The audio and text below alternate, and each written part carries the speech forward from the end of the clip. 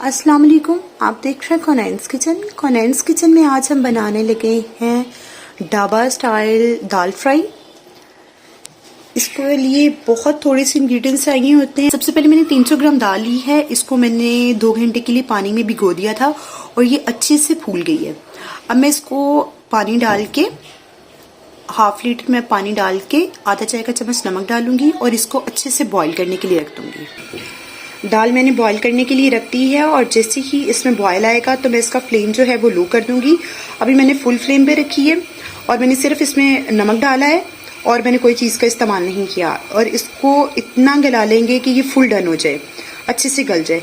अब पानी का इस्तेमाल ज़्यादा या कम कर सकते हैं, सिर्फ हमने उतना इसको पकाना है कि ये अच्छे से दाल जो है वो गल जाए।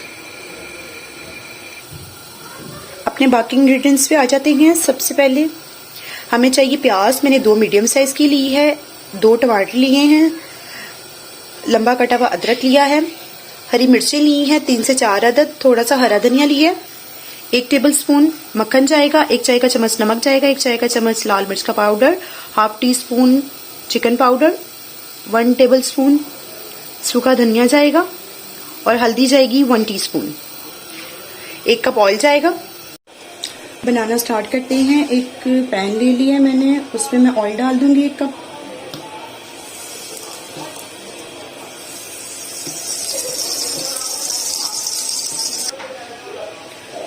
प्याज डाल देंगे। अभी मैंने हरी मिर्ची भी डाल दी है।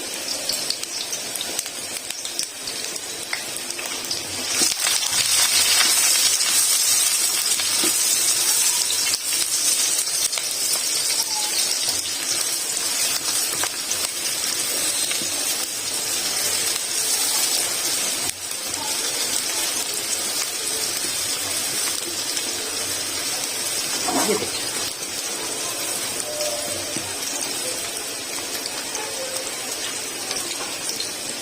प्याज को सॉफ्ट कर लेंगे। 1 टेबलस्पून में इसमें लहसुन अदरक का पेस्ट भी डाल दूंगी। इसको भी इसके साथ ही फ्राई कर लूंगी।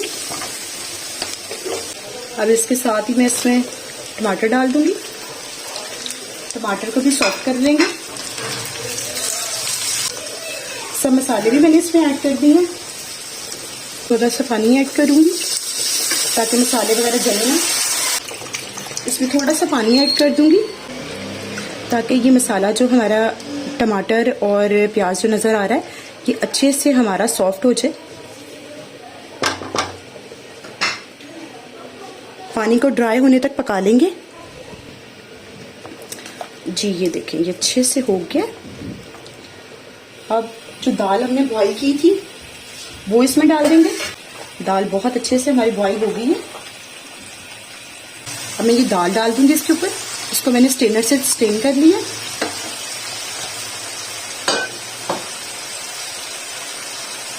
मिक्स कर दूंगी। बिस्मिल्लाह। ये देखें, माशाल्लाह से आप इसका कलर देखें। ये देखिए जी,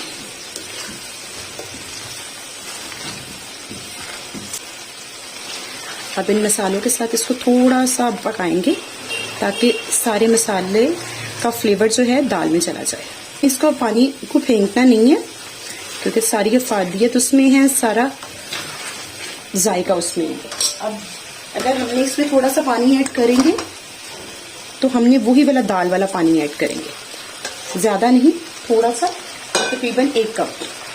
अगर आप इसको ग्रेवी रखना चाहते हैं, इसकी ज़्यादा ग्रेवी रखना चाहते हैं तो अब आप पानी की मिकदार ज़्यादा कर लें। ये देखें, मुझे कि ऐसी ही चाहिए इसलिए मैं नहीं करूँगी। ये देखें माशाल्लाह से। अब ये दाल फ्राई है इसका नाम, तो इसको अच्छा से तड़का लगाएंगे और मैं इसको इसी में डिश आउट करूँगी। इसी टाइम पे मैं इसमें थोड़ा सा अदरक, बारीक कटा हुआ, लंबा कटा हुआ अदरक, थोड़ा सा धनिया और थोड़ी सी हरी मिर्चें डाल दूंगी। मिक्स कर लूंगी। ये देखिए,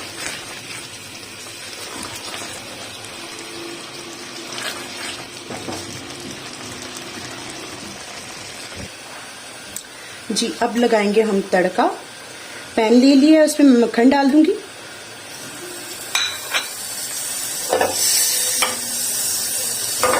जैसे ही मक्खन मेल्ट होगा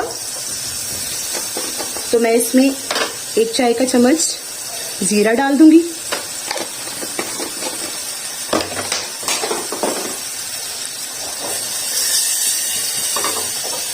अच्छे से इसको फ्राई कर लेंगे।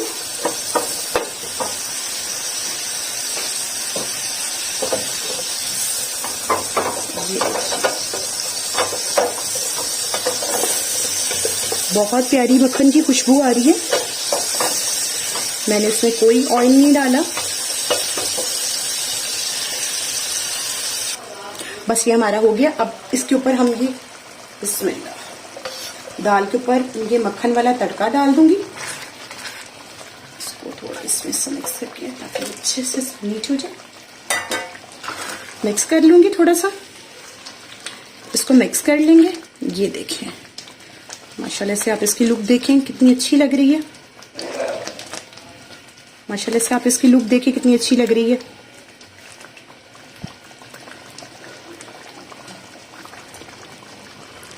इसी टाइम पे मैं इसमें 1 लेमन का जूस डालूंगी।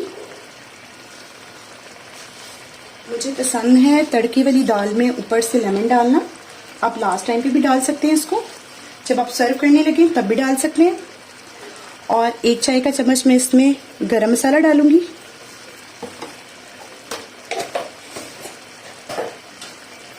मिक्स कर दूंगी।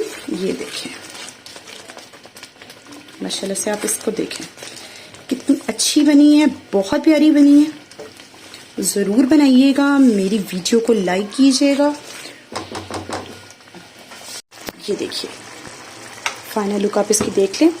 और इसके ऊपर लास्ट में मैं इसके ऊपर थोड़ा सा मैंने मक्खन डाल दिया है। और अब आप इसकी लुक देख सकते हैं कितना हसीन लग रहा है। बहुत अच्छा बना, बहुत प्यारी खुशबू आ रही है।